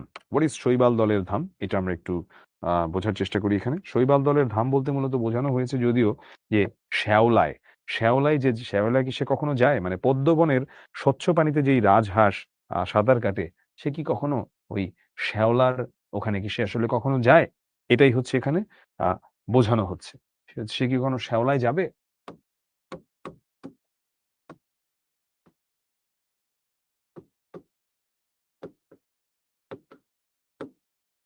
মৃগেন্দ্র কিশোরী মৃগেন্দ্র কেশরী কবে? হে বীর কেশরী সম্ভাসে শৃগালে মিত্রভাবে। এখানে কি বলছে? মৃগেন্দ্র কেশরী এটা দিয়ে কি বলছে? আমাদের এখানে একটু দেখতে হবে, হ্যাঁ? আ মৃগেন্দ্র কেশরী মানে কি? মৃগেন্দ্র মানে হচ্ছে পশুর রাজা। কেশরী মানে হচ্ছে সিংহ। এখানে বলা হচ্ছে ওর চাচাকে সম্মানের সঙ্গে সে এখানে বলছে। এখানে পশুর রাজা বা পশুদের রাজা মৃগেন্দ্র। কেশরী মানে কি? কেশরী মানে হচ্ছে সিংহ। মৃগেন্দ্র কেশরী মানে পশুদের রাজা সিংহ। কবে? হে বীর কেশরী। মানে আবার বলছে যে কবে হে বীর কেশরী, এটাও হচ্ছে ওর চাচাকে সম্বোধন করে বলছে। সম্ভাষে শৃগালে মিত্র ভাবে, মানে শিয়ালের সাথে তুমি বন্ধুত্ব করলে মিত্র ভাবে। শিয়ালে শৃগাল মানে কি? শৃগাল মানে হচ্ছে শিয়াল। সম্ভাষে মানে কি? সম্ভাষে শব্দের মানে হচ্ছে আহ্বান করে।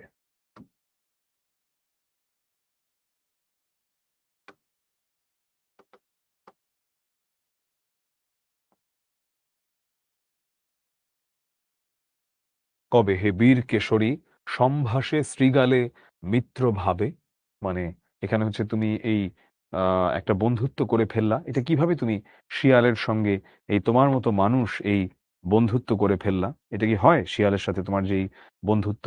তুমি হচ্ছ একটা বনের রাজা সিংহ। কিভাবে শিয়ালের সঙ্গে তোমার এই বন্ধুত্ব হয়? অজ্ঞ দাস বিজ্ঞতম তুমি। আবার বিনয় অবনত হয়ে বলছে আমি অজ্ঞ দাস নিজেকে বলছে। বিভীষণ বিজ্ঞতম তুমি, মানে মেঘনাদ নিজেকে দাস বলছে, আর বিভীষণকে বলছে বিজ্ঞতম তুমি, মানে তুমি অনেক জানো, তুমি অনেক কিছু বোঝো। এখানে আমরা দেখতে পাচ্ছি যে বেশিরভাগ কথা কিন্তু বলছে মেঘনাদ, বিভীষণ কিন্তু খুব একটা রিপ্লাই দিচ্ছে না। অবিদিত নহে কিছু তোমার চরণে। অবিদিত মানে কি? বিদিত মানে একটা জিনিস জানা, অবিদিত মানে হচ্ছে যেটা আমাদের জানা নাই বা অজানা, এটাকে বলা হয় অবিদিত।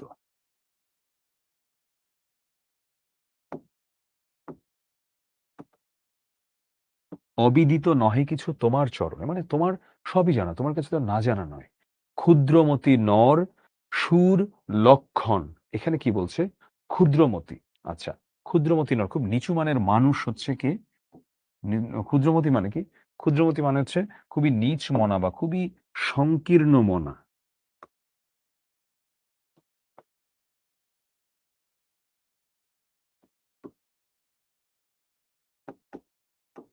খুবই সংকীর্ণ মনা, ক্ষুদ্রমতি নর সুর লক্ষণ।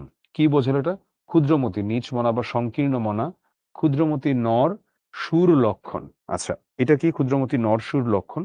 এটা দিয়ে আমরা একটু দেখি যে এটা দিয়ে কি বোঝানো হচ্ছে, যে ক্ষুদ্রমতি নর সুর লক্ষণ, এখানে মূলত বোঝানো হচ্ছে যে ও হচ্ছে খুবই নিচু মানের একটা মানুষ। ক্ষুদ্রমতি নর ও খুবই নিচু মানের এবং খুবই নিচু মন মানসিকতার একটা মানুষ হচ্ছে এই লক্ষণ। নহিলে মানে এছাড়া নাইলে অস্ত্রহীন যোধে কি সম্বোধে সংগ্রামে, নাইলে অস্ত্রহীন যোধে মানে কি? যোধে শব্দের অর্থ হচ্ছে যুদ্ধ করে বা যোদ্ধা বলতে পারি। আ অস্ত্রহীন যোধে মানে অস্ত্রহীন যোদ্ধাকে কিসে সম্বোধে, মানে সে কি অস্ত্রহীন যোদ্ধাকে সম্বোধন করে সংগ্রাম করার জন্য? এখানে মেঘনাদের নিজের কথা বলা হচ্ছে। কারণ মেঘনাদের কাছে কিন্তু কোনো অস্ত্র নাই এবং অস্ত্রাগার থেকে সে সরতে বলতেছে তার চাচাকে। কারণ দেখা যাচ্ছে যে এই লক্ষণ হচ্ছে মেঘনাদের ভাষায় একটা ছোট লোক এবং একটা খারাপ লোক। না হলে সে কি অস্ত্রহীন যোধে, অস্ত্রহীন যোধে মানে কি? যোধে মানে হচ্ছে যেটা বললাম যে অস্ত্রহীন যোদ্ধাকে সে অস্ত্রহীন যোধে কি সে সম্বোধে সংগ্রামে, মানে সম্বোধে মানে হচ্ছে সম্বোধন করে বা আহ্বান করে। মানে অস্ত্রহীন যেই মানুষটা তাকে কি সে আহ্বান করে যুদ্ধ করার জন্য? যদি সেটা ভালো মানুষ হয়, তো করে না। নিরস্ত্র মানুষের সাথে সে করতেছে যুদ্ধ। কহ মহারথী, এ কি মহারথী প্রথা? কহ মহারথী, এ কি মহারথী প্রথা? মানে এটা হচ্ছে চাচাকে বলছে, চাচা তুমিই বলো যে এই ক্লাস কয়টার দিকে শেষ আজকে? ফাহিম, ক্লাস কয়টার দিকে শেষ? সাড়েটা না? এখানে সে চাচাকে বলছে যে, "কহ মহারথী, এ কি মহারথী প্রথা? চাচা তুমিই বলো তো, এটা কি আসলে কোনো একটা বড় মন মানুষের আ মানে এটা কি কোনো যুদ্ধের নিয়ম হতে পারে? এটা কি মহারথী প্রথা? এটা কি হতে পারে কোনো আ যুদ্ধের নিয়ম?" দাঁড়াও বলছি।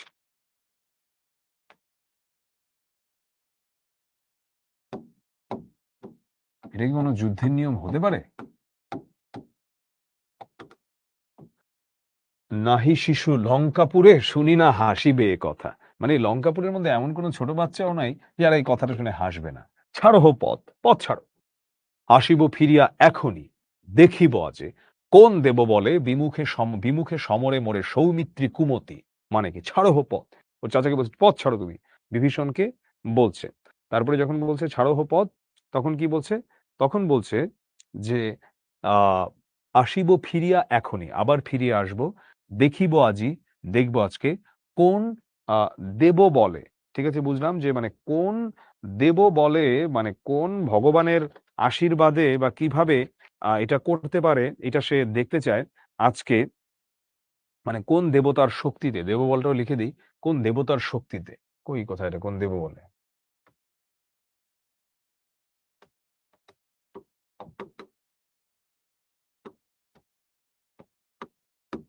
কোন দেবতার শক্তিতে বিমুখে সমরে মোরে সৌমিত্রী কুমতি। হ্যাঁ, খুব কঠিন এই লাইনটা। বিমুখে, বিমুখে মানে কি? বিমুখে মানে হচ্ছে ফেস টু ফেস। ঠিক আছে? বিমুখে মানে হচ্ছে ফেস টু ফেস। বিমুখে একদম ফেস টু ফেস, মুখোমুখি।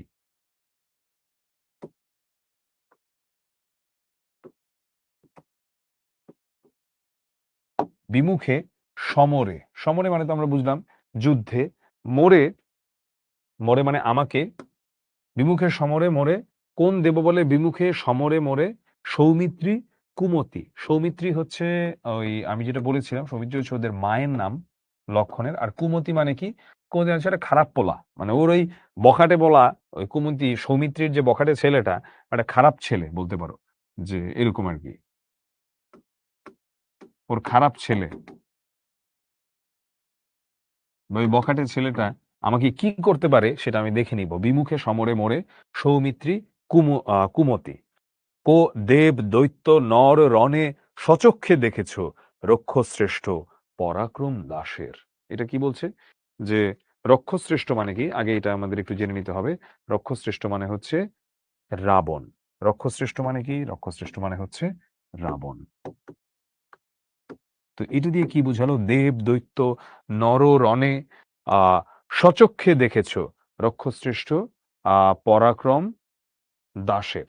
এখানে আমরা মূলত যেটা দেখতে পাই যে এখানে আসলে বোঝানো হচ্ছে এইটা যে দেবতা দৈত্যরা যুদ্ধক্ষেত্রে নিজের চোখে দেখেছে যে মেঘনাদ যে কত বড় বীর যোদ্ধা। এটাই বলেছে। দেব, দৈত্য, নর, রণে সবে সচক্ষে দেখেছে যে রক্ষশ্রেষ্ঠ পরাক্রম দাসের। আচ্ছা, দেখেছো কত বড় যোদ্ধা?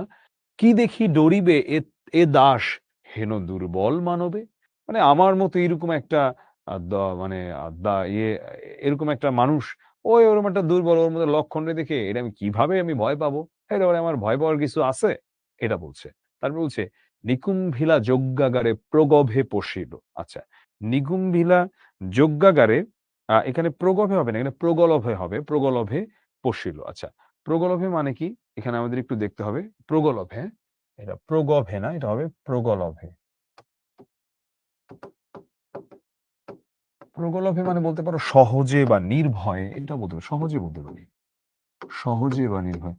নিকুম্ভিলা যজ্ঞাগার। নিকুম্ভিলা যজ্ঞাগারটা তো কি সেটা আমরা বুঝেছি। সো ওই জায়গাটাতে যেখানে পূজা করছিল, সেখানে এত সহজে কিভাবে যজ্ঞাগারে প্রগলভে মানে এত সহজে পশিল মানে কি? প্রবেশ করল।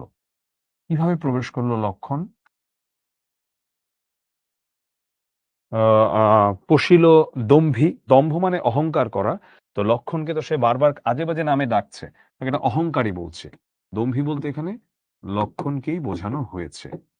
দম্ভী, আজ্ঞা করো দাসে শাস্তি নরাধমে। আজ্ঞা করো দাসে শাস্তি নরাধমে। এটার মানে হচ্ছে শুধু আদেশ করো। ঠিক আছে? আদেশ করো, একদম ওকে শেষ করে ফেলবে। কাকে শেষ করে ফেলবে? লক্ষণকে শেষ করে ফেলবে। আজ্ঞা করো দাসে মানে আমাকে শুধু আদেশ করো। আমি শাস্তি দিব ওই নরাধমকে। ঠিক আছে? কাকে শাস্তি দিবে? নরাধমটাকে। নরাধম হচ্ছে লক্ষণ। তব জন্মপুরে তাত পদার্পণ করে বনবাসী। তব জন্মপুরে তাত পদার্পণ করে বনবাসী। দাঁড়াও বলছি এটা। হুম। তব জন্মপুরে, জন্মপুর মানে হচ্ছে জন্মস্থান।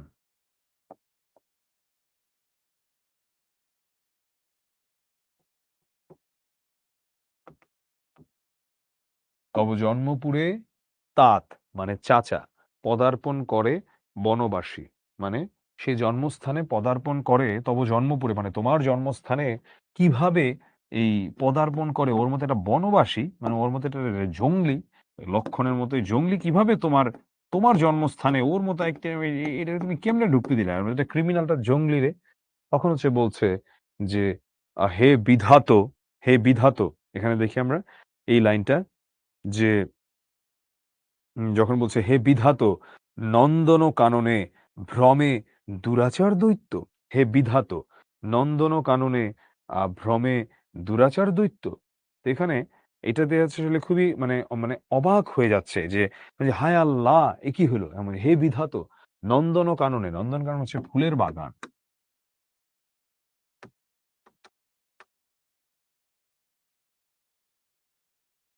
নন্দনকাননে ভ্রমে মানে সেখানে ঘুরে বেড়াচ্ছে দুরাচার দৈত্য।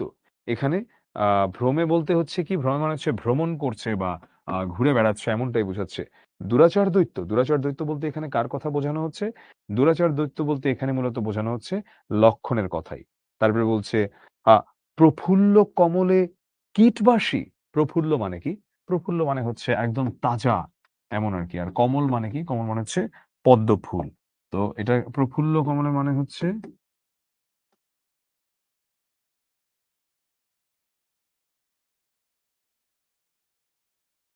তাজা পদ্ম ফুল। প্রফুল্ল কমলে কীটবাস বলছে প্রফুল্ল কমলে কীটবাস। প্রফুল্ল কমলে কীটবাস মানে কি? মানে বলছে যে তাজা পদ্ম ফুল বা সেখানে আমরা দেখতে পাচ্ছি যে এরকম একটা পদ্ম ফুলের মধ্যে মানে এমন একটা সুন্দর জায়গাতে ওর মতো একটা ক্রিমিনাল কিভাবে ঢুকলো? প্রফুল্ল কমলে আ আ কীটবাস মানে কীট মানে হচ্ছে পোকা, ওর মতো একটা পোকার কহ তাত চাচা তুমি বলো সহিব কেমনে? কেমনে সহ্য করব? হেন অপমান আমি? এরকম অপমান আমি সহ্য করব? ভ্রাতুপুত্র তব মানে তোমার ভাইয়ের ছেলে হয়ে আমি কিভাবে এটা ইয়ে করতে পারি? আমি হচ্ছে এটা সহ্য করতে পারি? তুমি বলো তো এটা আমি কিভাবে আমি সহ্য করতে পারি তোমার ভাইয়ের পুত্র হয়ে? মহামন্ত্র বলে যথা আচ্ছা আমরা এই লাইনগুলো তুমি হে রক্ষমণি সহিছ কেমনে? তখন বলছে যে, "চাচা তুমি তোমার মতো একজন রক্ষমণি" এটা হচ্ছে বিভীষণকে বলা হচ্ছে। যে, "তোমার মতো একটা রক্ষমণি তুমি তুমি কিভাবে তুমি এটা সহ্য করছো? এটা আমি বুঝতে পারছি না। আমি তো এটা সহ্যই করতে পারছি না।" মহামন্ত্র বলে যথা নম্র শিরঃ ফণি। মহামন্ত্র বলে যথা নম্র শিরঃ ফণি। মানে তোমার ভাইয়ের ছেলে যেভাবে যেমন করে মহামন্ত্রের কারণে মানে আ মানে যেভাবে বা যেমন করে মহামন্ত্র বলে, মানে মন্ত্রের কারণে যথা মানে যেভাবে, নম্র শির ফণি মানে সাপ যেভাবে মাথা নিচু করে থাকে। নম্র শির মানে মাথা নিচু করে থাকা।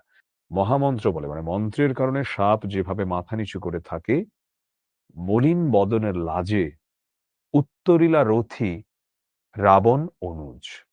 রাবণের ছোট ভাই অর্থাৎ বিভীষণ এখানে সে সাপ যেমন এভাবে মাথা নিচু করে থাকে এইভাবে মাথা নিচু করে সেও উত্তর দিচ্ছে। আচ্ছা মহামন্ত্র বলে, বুঝলাম মন্ত্রের কারণে যথা নম্র শিরোফণি।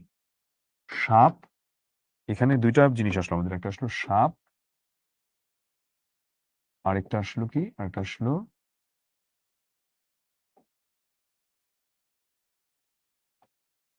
মাথা নিচু। মহামন্ত্র বলে যথা নম্র শিরোফণি, মলিন বদন লাজে। ওরকম মাথা নিচু করে মলিন বদন মানে মুখটাকে একদম মলিন হয়ে লজ্জার সাথে উত্তরিলা রথী রাবণ অনুজ। উত্তরিলা রথী মানে হচ্ছে উত্তর দিল রথী। রথী বলতে এখানে কে বুঝিয়েছে? বিভীষণ। বিভীষণ এখানে কি করলো? বিভীষণ এখানে উত্তর দিল। বিভীষণ রিপ্লাই দিল মেসেজের। এতক্ষণ এই কথা বলার পরে বিভীষণ হচ্ছে উত্তর দিল।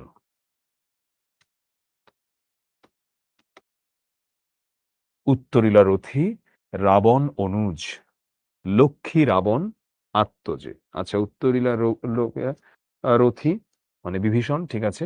উত্তরিলা রথী রাবণ অনুজ মানে বুঝলাম যে রাবণের যে ছোট ভাই মানে আমাদের বিভীষণ সাহেব, বিভীষণ চাচা মিয়া তথাপি এখন রিপ্লাই দিল লক্ষ্মী রাবণ আত্মজে। আচ্ছা লক্ষ্মী মানে কি? লক্ষ্মী মানে হচ্ছে লক্ষ্য করে। রাবণ আত্মজ মানে রাবণের ছেলে। মানে লজ্জায় বিভীষণ এই কথাটা বলছে আরকি। ওই সাপ যেভাবে একদম মাথা নিচু করে থাকে ওরকম মাথা নিচু করে লজ্জায় বলছে। রাবণ অনুজ মানে রাবণের ছোট ভাই অর্থাৎ বিভীষণ নিজে। আর লক্ষ্মী মানে হচ্ছে লক্ষ্য করে। রাবণ আত্মজে মানে রাবণের ছেলেকে লক্ষ্য করে। অর্থাৎ মেঘনাদকে লক্ষ্য করে বিভীষণ এখন রিপ্লাই দিল। নহি দোষী আমি, বৎস আমি দোষী না। তুমি যে এত কথা বললা, আমি দোষী না। বৃথা ভর্ৎস মোরে তুমি। আমাকে শুধু তুমি এত ভর্ৎসনা করলা, এত কমপ্লেইন করলা আমার নামে, এত কিছু তুমি বললা। আমাকে শুধু তুমি তিরস্কার করলা। নিজ কর্মদোষে হায় মজাইলা।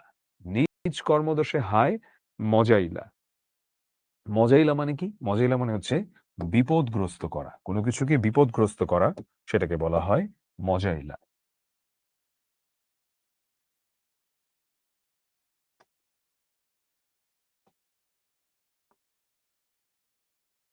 নিজ দোষে নিজ কর্মদোষে হায় মজাইলা।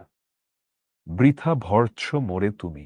আমাকে তুমি শুধুই ভর্ৎসনা করলা বা এত তিরস্কার করলা। নিজ কর্মদোষে হায় মজাইলা।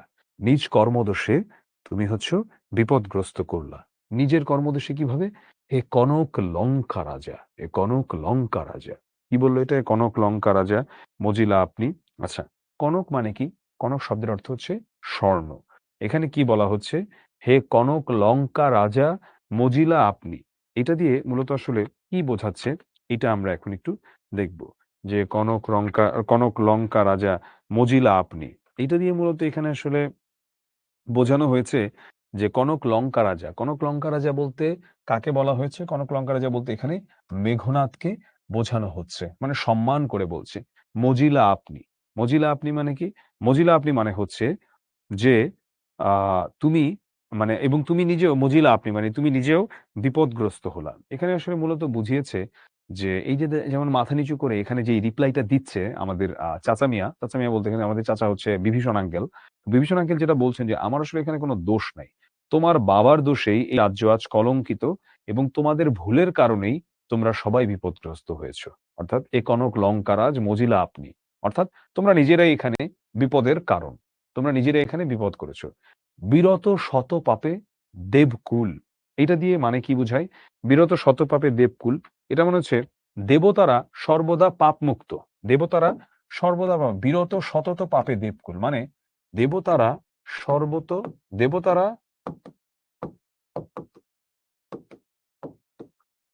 সবসময় নিষ্পাপ।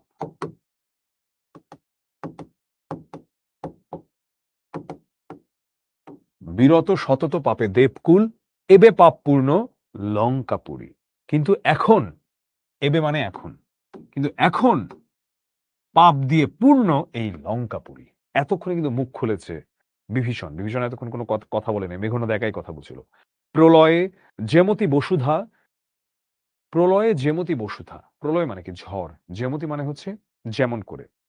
তো যখন ঝড় হয় তখন সময় যে বসুধা মানে পৃথিবী। তখন পৃথিবীর যে অবস্থা হয়, ঝড়ের সময় এই ঝড়ে পৃথিবীর যে অবস্থা হয়, বসুধা মানে পৃথিবী। আমি ঝড়ের কাছে দিয়েছিলাম আমার ঠিকানা। একটা গানের কথা মনে পড়লো।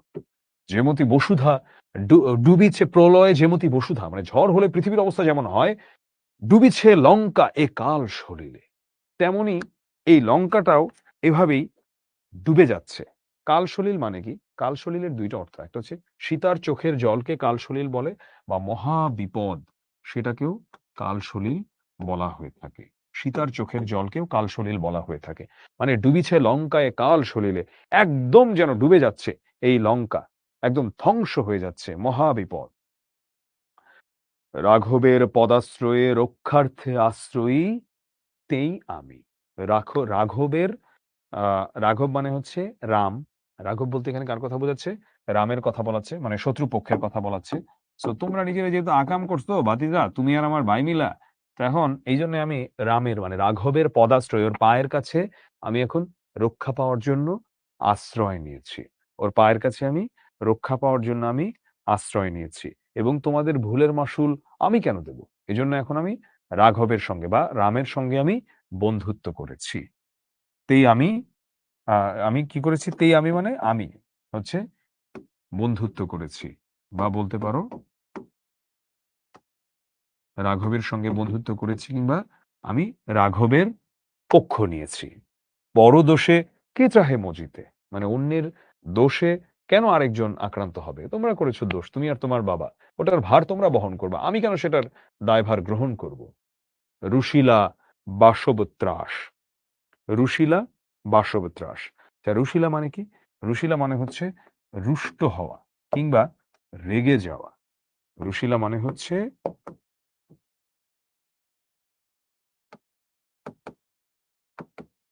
রেগে যাওয়া কিংবা রুষ্ট হওয়া। রুশিলা মানে হচ্ছে রেগে যাওয়া কিংবা রুষ্ট হওয়া। রুশিলা বাসব ত্রাস। আচ্ছা, রুশিলা মানে রুষ্ট হওয়া, রেগে যাওয়া। বাসব ত্রাস মানে কি? আমি এর আগেও বলেছিলাম ওর নাম বাসব। এই কথা ছিল বাসব ত্রাস মানে হচ্ছে এখানে মেঘনাদের কথা বলছে। মেঘনাদকে অনেকগুলো নামে এখানে ডাকা হচ্ছে। বাসব ত্রাস মানে রেগে গেল মেঘনাদ এখন। যে এটা কি শুনলাম? কিভাবে রাখলো জানো? গম্ভীরে যেমতি নিশীথে অম্বরে মন্ত্রে জিমুতেন্দ্র কপি। অর্থাৎ গভীর রাতে যখন একটা বজ্রনাদ হয় বা বিদ্যুৎ চমকায়, চারিদিক যেমন কেঁপে ওঠে সেটার সাউন্ডে, এটাই বলা হচ্ছে। যে কেমন গম্ভীরে যেমতি মানে যেমন করে নিশীথে রাত্রেবেলা অম্বরে আকাশে মন্ত্রে জিমুতেন্দ্র কপি মানে হচ্ছে বিদ্যুৎ চমকায় একদম সেখানে চারিদিকটা সাউন্ডে ভরে যায় সেভাবে কহিলা বীরেন্দ্র বলি। বীরেন্দ্র বলিকে এখানে বীরেন্দ্র বলি হচ্ছে আমাদের এই মানে গম্ভীরে যেমতি মানে গভীর রাতে চেয়েছে। বীরেন্দ্র বলি মানে কি? মানে বীরেন্দ্র বলি হচ্ছে এখানে মেঘনাদ। মেঘনাদ তখন বলল। আমরা দেখি মেঘনাদ এখন কি বলছে ওর চাচাকে। এই পুরোটা হচ্ছে কনভারসেশন ওর আর ওর চাচার। তো আমরা আবার এই লাইনটা একটু দেখি না যে গম্ভীরে যেমতি এখানে আমাদের কি বোঝানো হচ্ছে আমরা একটু দেখি যে যখন বলল যে গম্ভীরে জিমতি মানে হচ্ছে গভীর রাতে গম্ভীরে জিমতি নিশীথে অম্বরে গভীর রাতে যেভাবে অম্বরে মানে আকাশে মন্ত্রে জিমুতেন্দ্র কপি মানে বিদ্যুৎ চমকানোর মতো আওয়াজ হয় যখন, ঠিক আছে? সেই তুমি বলতে পারো যে বজ্রপাত, বজ্রপাতের যে শব্দ, বজ্রপাতের বিকট শব্দ,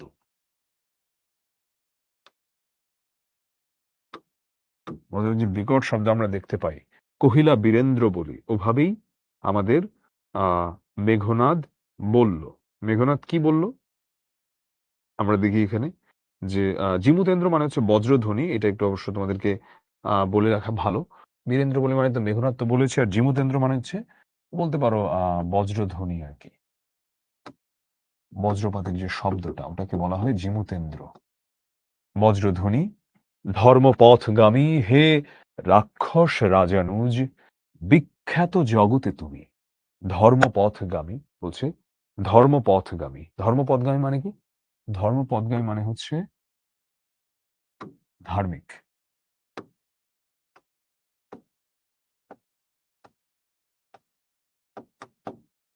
ধর্মপথগামী মানে হচ্ছে ধার্মিক। ধর্মপথগামী হে রাক্ষস রাজানুজ। রাক্ষস রাজানুজ মানে হচ্ছে কি? হে রাক্ষস রাজানুজ বলতে এটাও বলা হচ্ছে বিভীষণকেই এই নামে এখন ডাকা হচ্ছে রাক্ষস রাজানুজ। বিখ্যাত জগতে তুমি। আবার চাচাকে ভালো, ভালো কথা বলছে। যে চাচা তুমি তো ধার্মিক এবং মানে রাক্ষস রাজের অনুজ তুমি বা তার ছোট ভাই। তুমি বিখ্যাত জগতে তুমি, তুমি কোন ধর্ম মতে? তুমি তো একটা ধার্মিক মানুষ তো কোন ধর্মের মতে কহ দাসে মানে আমাকে বলো এই দাসকে বলো শুনি যে জ্ঞাতিত্ব, ভ্রাতৃত্ব, জাতি এ সকলে দিলা জলাঞ্জলি? তুমি কোন ধর্মের কথা শুনে তুমি এই কাজটা করলা? তোমার নিজের যে ভ্রাতৃত্ব, তোমার নিজের যে জাতির কথা, তুমি যেই জ্ঞাতি থেকে এসেছো, এসব তুমি জলাঞ্জলি দিলা? মানে এগুলো তুমি বিসর্জন দিলা? এটা তুমি কিভাবে এই কাজটা তুমি আ করতে পারলা? হ্যাঁ? কিভাবে তুমি এই কাজটা তুমি করতে পারলা? আচ্ছা, এখানে অনেকের মনে প্রশ্ন আসতে পারে রাক্ষস রাজানুজ কেন বলা হয়েছে? রাক্ষস রাজটা কে? রাক্ষস রাজ হচ্ছে রাবণ। মানে আ বিভীষণের যে বড় ভাই। সো ওয়েট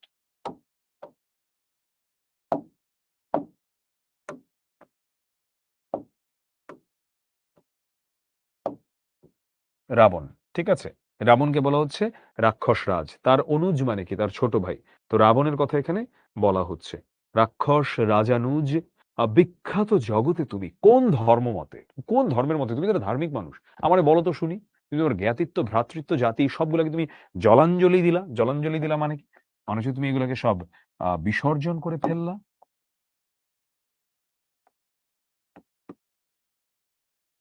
শাস্ত্রে বলে। শাস্ত্রে কি বলা হয়? গুণবান যদি পরজন মানে যদি কেউ মানে পরজন বা অন্য কেউ যদি গুণবান হয়ে থাকে, গুণহীন যদি স্বজন কিন্তু আপন মানুষ যদি কিন্তু স্বজন যদি গুণহীনও হয়ে থাকে মানে দূরবর্তী কোনো একজন মানুষ সে যদি অনেক গুণবান হয়ে থাকে, অন্যদিকে কোনো একটা স্বজন বা কাছের মানুষ সে যদি গুণহীন হয়ে থাকে, তথাপি এরপরেও নির্গুণ স্বজন শ্রেয়।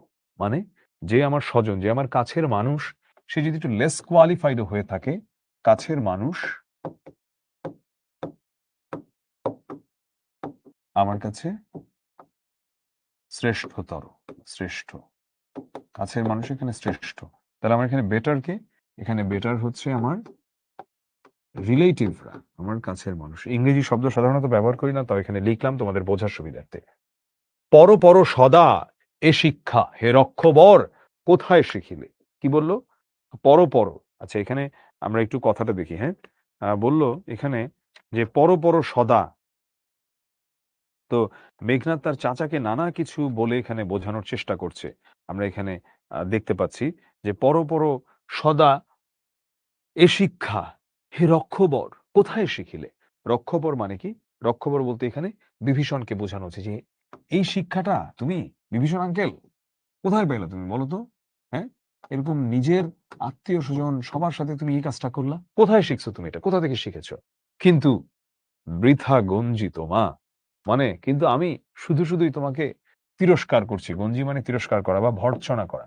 আমি তোমাকে তিরস্কার করছি শুধুই বা এত বকাঝকা করছি বা এত কথা শোনাচ্ছি। হেন সহবাসে হে পিতৃব্য বর্বরতা কেন না শিখিবে? হেন সহবাসে। হেন সহবাস মানে কি? সহ মানে হচ্ছে শহর একটা ইয়া কিন্তু বন্ধু। ঠিক আছে? সহবাস বলতে বোঝানো হচ্ছে বন্ধুর সাথে থাকা। হেন সহবাসে। এইরকম একটা হেন মানে হচ্ছে এরকম। এরকম একটা ফালতু পোলা, এরকম একটা বন্ধুর সাথে মানে যে ধরো নেশাখোর, নেশায় আসক্ত, তার সাথে থাকলে যে কেউ নেশাখোর হয়ে যাবে। যে ধার্মিক ভালো শিক্ষার্থী, তার সাথে থাকলে কেউ ধার্মিক ও ভালো শিক্ষার্থী হয়ে যাবে। তাকে বলছে হেন সহবাসে। ওর মতো একটা ফালতু লোকের সাথে থেকে হে পিতৃব্য।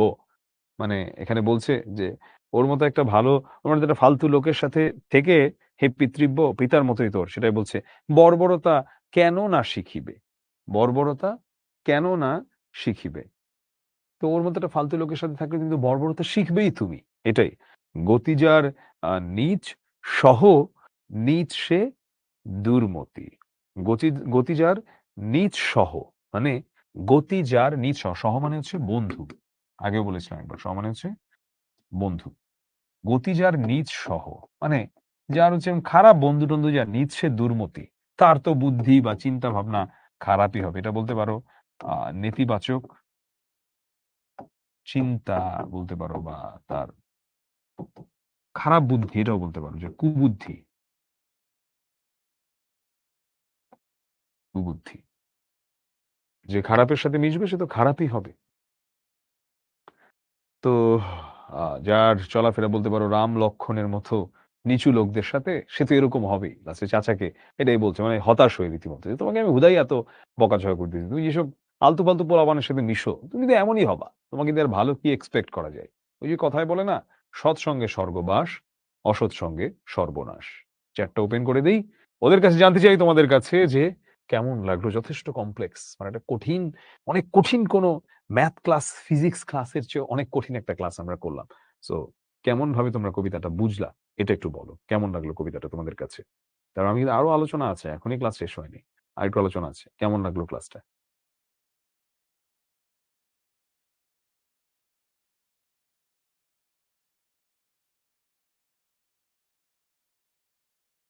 পয়ার একটা এক ধরনের ছন্দের নাম আরকি। ঠিক আছে। গঞ্জি মানে হচ্ছে যে তোমাকে আমি বকাঝকা করতেছি, তিরস্কার করতেছি। হিব্রু কোন দেশের ভাষা? ইসরায়েলের ভাষা হিব্রু। আ হুম, ঠিক আছে। আচ্ছা একটু চ্যাটটা পজ করি, হ্যাঁ? এখনো আসলে আরো কথা আছে। আমরা একটু দেখি। অরিন্দম মানে যে শত্রুকে দমন করে, পশিল মানে প্রবেশ করল, রক্ষকক্ষেত্র মানে কি? রাবণকে বলা হয়েছে যে রাক্ষসদের মধ্যে শ্রেষ্ঠ। কুম্ভকর্ণ এটা রাবণের ভাই, এটা বলেছি। সমন ভবন মানে যমালয় বা নরক, বিধু মানে চাঁদ, রথি। আচ্ছা মৃগেন্দ্র মানে সিংহ, শৈবাল মানে শ্যাওলা, মহারথী মানে মহাবীর, মন্দ্র মানে শব্দ, বলি মানে বলবান। এগুলো আসলে সবই পড়িয়েছি। তো বিভীষণের প্রতি মেঘনাদ যে কাব্যাংশটুকু আমরা পড়লাম, এটা হচ্ছে মেঘনাদ বধ কাব্যের ৬ষ্ঠ স্বর্গ মানে 6th চ্যাপ্টার বলতে পারো। সেখান থেকে এসেছে। সর্বমোট ৯ টা স্বর্গে এটা বিন্যস্ত। এই স্বর্গ বানানটা দেখো। এটা কিন্তু আবার ওই যে হেভেন মানে স্বর্গ নরক, ওই স্বর্গ নরকের মতো না। এটার নিচে কোনো ফলা নাই। তো এই কাব্যের ৬ষ্ঠ স্বর্গে লক্ষণের হাতে অন্যায় যুদ্ধে মৃত্যু ঘটে অসম সাহসী বীর মেঘনাদের। আর এই এপিকটা বা এই মহাকাব্যটাতে আমরা দেখতে পাই যে ইতিহাসের একটা পৌরাণিক কাহিনীকে কিভাবে চ্যালেঞ্জ করেছে বলতে পারি মাইকেল মধুসূদন দত্ত। এবং এখানে তিনি এমনভাবে দেখিয়েছেন যে দিন শেষে আমরা যতই আ মানে এখানে হচ্ছে যে আমরা লক্ষণকে আ মানে হিরো হিসেবে দেখানো হয়, রিয়েল কাহিনীতেই কিন্তু মেঘনাদ বধ কাব্যে কিন্তু দেখিয়ে দেওয়া হয়েছে বা মূলত হচ্ছে যে আহ, আসলে কেমন এখানে কত বড় একটা আহ, দুই নাম্বারই হয়েছে বলা যায় যে কারণ লক্ষণের হাতে অন্যায় যুদ্ধে কিন্তু মৃত্যু ঘটে মেঘনাদের এবং যেখানে কে সহযোগিতা করে যেখানে কিন্তু যে সহযোগিতা করে বিভীষণ যে হচ্ছে মেঘনাদেরই চাচা মানে নিজের ঘরের মানুষই সবার আগে সবচেয়ে বড় ক্ষতিটা করলো। তো রাবণ এটা নিয়ে আমরা একটু এই টিকাগুলো একটু দেখি। দ্বীপরাজ্যের স্বর্ণলঙ্কার রাজা যিনি পুরাণের রাক্ষস রাজ। আর এখানে আমরা দেখি যে যদিও হচ্ছে বাল্মীকি রামায়ণে সে হচ্ছে ভিলেন, আমি যেটা বললাম যে মূল কাহিনীটাকে কিভাবে চ্যালেঞ্জ করেছে মধুসূদন দেখো, কিন্তু মধুসূদনের মহাকাব্যে সে হচ্ছে একজন নায়ক, সে ভিলেন না। বিভীষণকে আমরা বলেছি এটা, মেঘনাদকে এতক্ষণ পড়েছি। বীরবাহু হচ্ছে কি, বীরবাহু হচ্ছে রাজা রাবণের ছেলে, এই রাবণেরই ছেলে, যুদ্ধে তার মৃত্যু হয়। রাম, এটা আমরা এগুলো আসলে সব অলরেডি পড়িয়েছি। এটা হচ্ছে বাল্মীকি রামায়ণে, সে বাল্মীকি মানে বাল্মীকির রামায়ণে সে হচ্ছে নায়ক, কিন্তু মধুসূদন তাকে মেঘনাদ বধ কাব্যে বানিয়েছে খলনায়ক বা ভিলেন এবং তাকে খুবই নীচ চরিত্র হিসেবে তাকে উল্লেখ করেছে রামকে। যদিও আমরা দেখি যে রাম হচ্ছে আলটিমেটলি মানে রামের পক্ষেই হচ্ছে সবকিছু লেখা হয়েছে। রাবণ হচ্ছে সেখানে ভিলেন। কিন্তু মেঘনাদ বধ কাব্যে উনি উল্টা বানায় ফেলছেন। উনি এখানে বানায় ফেলছে রামকে বরং আমরা দেখতে পাই এখানে যে ভিলেন, আর রাবণকে এখানে আমরা দেখতে পাই নায়ক হিসেবে। কারণ এখানে রামকে আমরা যেটা দেখি যে রাম এখানে কাজটা করছে কি, রাম গিয়ে একটা আতাত করছে, একটা ২ নাম্বারি করছে। কার সাথে? রাবণের ভাইয়ের সাথে। তাহলে এখানে কি রাবণের কি ক্ষতি হয় নাই? অবশ্যই ক্ষতি হইছে। দেশপ্রেমের কথা যদি বলো, তাহলে সেখানে কি সবচেয়ে বড় ক্ষতিটা করছে কে? রাবণের ভাই করছে। মানে রাবণের ভাইকে, রাবণের হচ্ছে বিভীষণ। এবং বিভীষণের সাথে যে মেঘনাদের কনভারসেশন, আল্টিমেটলি রামকে কে বা লক্ষণকে কে হচ্ছে পথটা দিয়ে দিল? পথটা দিল কিন্তু বিভীষণ, ওদের ঘরের লোকই দিল। আমরা তো বলছিলাম যে বাংলাতে যে মানে প্রবাদ রয়েছে, ঘরের শত্রু বিভীষণ, লক্ষণ, লক্ষণকে রামের ছোট ভাই। আচ্ছা, এইটা আমরা বলেছি অলরেডি। কুম্ভকর্ণ রাজা রাবণের মানে মেজ ভাই, যার আরেকটা নাম হচ্ছে শুলিশম্ভু নিব। নিকষা মানে কে? নিকষা হচ্ছে রাবণের মা বা সতী, এই নামেও তাকে আমরা দেখতে পাই। নিকুম্ভিলা যজ্ঞাগার, আচ্ছা একজন যে প্রশ্নটা করেছিলা, সো আমার মনে হয় যে এইটা থেকে কিন্তু উত্তরটা চলে আসার কথা। এটলিস্ট আমরা আসলে বইয়ের সোর্সটা যেহেতু ফলো করছি এবং আমি কিন্তু মোটামুটি অন্যান্য জায়গায় তো এটাই পেয়েছি, বইয়েটা ভুল থাকার প্রশ্নই ওঠে না। সেটা হলো রাবণের মা, তাকেই আমরা হচ্ছে নিকষা, তিনি হচ্ছেন নিকষা। আর নিকুম্ভিলা যজ্ঞাগার কে হচ্ছে লঙ্কাপুরীতে মেঘনাদের যে যজ্ঞাস্থান না, হ্যাঁ, যজ্ঞাস্থান রক্ষপুর আরকি এটা। আচ্ছা। তো আমরা দেখি যে এখানে লক্ষণের হাতে অন্যায় যুদ্ধে মৃত্যু ঘটে অসম সাহসী বীর মেঘনাদের। আর রামচন্দ্রর মাধ্যমে যখন দ্বীপরাজ্য স্বর্ণলঙ্কা আক্রান্ত হয়, তখন রাজা রাবণ শত্রুর উপর্যুপরি দৈব কৌশলের কাছে অসহায় হয়ে পড়ে। আর ভ্রাতা কুম্ভকর্ণ ও পুত্র বীরবাহুর মৃত্যুর পর ওরা মারা যায়। কুম্ভকর্ণ এবং বীরবাহু যখন মারা যায়, মেঘনাদকে পিতা রাবণ পরবর্তী দিবসে অনুষ্ঠেয় মহাযুদ্ধের সেনাপতি হিসেবে বরণ করে নেন। বীরবাহু হচ্ছে মেঘনাদেরই ভাই, ও মারা যায় যুদ্ধে। তো তখন রাবণ পরবর্তী দিনে অনুষ্ঠেয় মহাযুদ্ধে, যে মহাযুদ্ধে সেখানে সেনাপতি হিসেবে বরণ করে নেয় কাকে? মেঘনাদকে। তো লক্ষণ নিরস্ত্র মেঘনাদের কাছে যুদ্ধ প্রার্থনা করে, কিন্তু মেঘনাদের কাছে তো কোনো অস্ত্র নাই। তো সেটাতে মেঘনাদ বিস্ময় প্রকাশ করে। শত শত প্রহরীর চোখ ফাঁকি দিয়ে নিকুম্ভিলা যজ্ঞাগারে লক্ষণের অনুপ্রবেশ যে মায়াবলে সম্পন্ন হয়েছে, তাতে বুঝতে বিলম্ব ঘটে না তার। মানে রীতিমতো যেন জাদুটোনা করে সেখানে ঢুকেছে। লক্ষণ তাকে সময় না দিয়ে আক্রমণ করে। এ সময় অকস্মাৎ যজ্ঞাগারের প্রবেশদ্বারের দিকে চোখ পড়ে মেঘনাদের, দেখতে পায় সেখানে বীর যোদ্ধা পিতৃব্য মানে তার চাচাকে, তার চাচা বিভীষণকে দেখতে পায় সেখানে। এবং বিভীষণকে দেখে বুঝতে পারে যে দেশপ্রেমিক নিরস্ত্র মেঘনাদ যে প্রতিক্রিয়া ব্যক্ত করে, সেটাই হচ্ছে বিভীষণের প্রতি মেঘনাদ। আমি আশা করি তোমরা বুঝতে পারলা যে বিভীষণের প্রতি মেঘনাদে মূলত কোন জিনিসটা নিয়ে কথা বলা হয়েছে। এই যে এখানে ঢুকেছে, কোথা থেকে আসলো এই মানে এখানে হচ্ছে লক্ষণ কোথা থেকে আসলো, এবং এই পুরো অংশটাতে সাহায্য করে কে? ওদেরই ঘরের লোক বিভীষণ, ওর আপন চাচা। তো জ্ঞাতিত্ব, ভ্রাতৃত্ব, জাতিসত্তার যে সংহতির গুরুত্ব, সেটার কথাই আমরা এখানে দেখতে পাই। আবার এটার বিরুদ্ধে যে একটা ষড়যন্ত্র আছে, এটা যে কত নীচ, কত বর্বর, সেটা আমরা দেখতে পাই। বিভীষণের প্রতি মেঘনাদ, এটা একটা অমিল প্রবাহমান জ্যোতিষাধীন অক্ষরবৃত্ত ছন্দে রচিত, নট ইম্পর্টেন্ট আছে। কাব্যাংশে এখানে প্রতিটি পংক্তি ১৪ মাত্রায় এবং ৮-৬ মাত্রার ২টি পর্বে বিন্যস্ত। এটা তোমরা দেখলেই বুঝবা। আর লক্ষ্য করার বিষয়, এখানে ২ পংক্তির